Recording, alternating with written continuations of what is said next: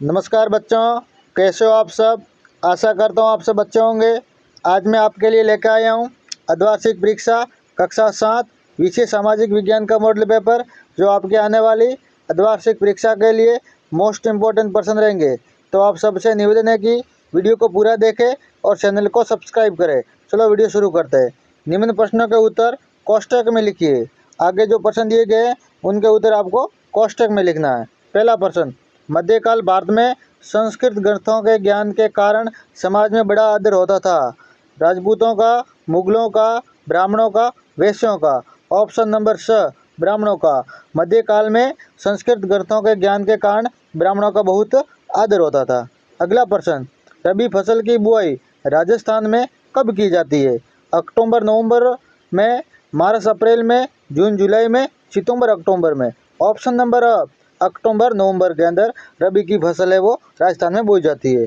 अगला प्रश्न, दुकानों में बिकने वाले सामानों का उत्पादन होता है कारखानों में, खेतों में, घरों में, उपरोक्त सभी। ऑप्शन नंबर द, उपरोक्त सभी। यानी जो दुकानों पर जो सामान बिकता है वो कारखानों में, खेतों में और घरों में, तीनों जगह बनता है, इसलिए ऑप्शन नंबर 10 सही है।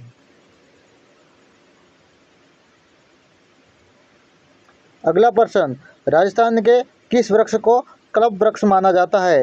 रोहिड़ा, खेजड़ी, ढोकड़ा, कैर। ऑप्शन नंबर ब, खेजड़ी। खेजड़ी को समी या क्लब वृक्ष के नाम से जाना जाता है। अगला प्रश्न, 1819 में आधुनिक शिक्षा का पहला स्कूल कहाँ खोला गया? जयपुर, अजमेर, उदयपुर, जोधपुर। ऑप्शन नंबर ब, अजमेर के अंदर। 1819 में आधुनिक शिक्षा का पहला स्कूल अजमेर के अंदर खोला गया। रिक्त स्थानों की पूर्ति कीजिए। आगे जो प्रश्न दिए गए उनकी हमें खाली जगह भरनी है। रामानुज 11वीं शताब्दी में तमिलनाडु के अंदर पैदा हुए। कहाँ पैदा हुए थे रामानुज? 11वीं शताब्दी के अंदर, तमिलनाडु के अंदर। अगला प्रश्न, प्राचीनतम लघु चित्र तालपत्र पर चित्रित किए गए थे।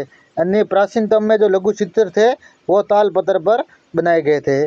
पृथ्वी की सतह का 3/4 भाग जल से ढका हुआ। पृथ्वी की सतह का जो 3/4 भाग है वो पानी से ढका हुआ है। ब्यावर में वर्ष 1889 में सूती वस्त्र मिल की स्थापना की गई। सूती वस्त्र मिल की स्थापना ब्यावर में कब की गई? 1889 के अंदर। प्रसिद्ध कवि संदर्भदायी ने पृथ्वीराज रासो नामक ग्रंथ की रचना की थी। संदर्भदायी ने कौन से ग्रंथ की रचना की? पृथ्वीराज रासो की।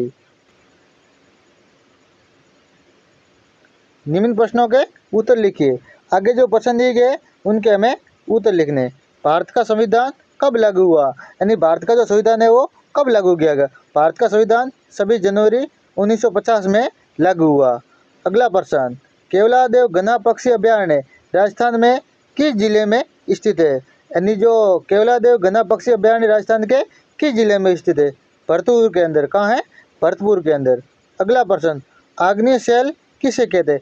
आग्नेय शैल किसे कहते हैं? जो शैल मैग्मा के धीरे धीरे ठंडा होने से बनती है उसे आग्नेय शैल कहते हैं। यानी जो शैल मैग्मा के धीरे धीरे ठंडा होने से जो बनती है उसे आग्नेय शैल कहते हैं।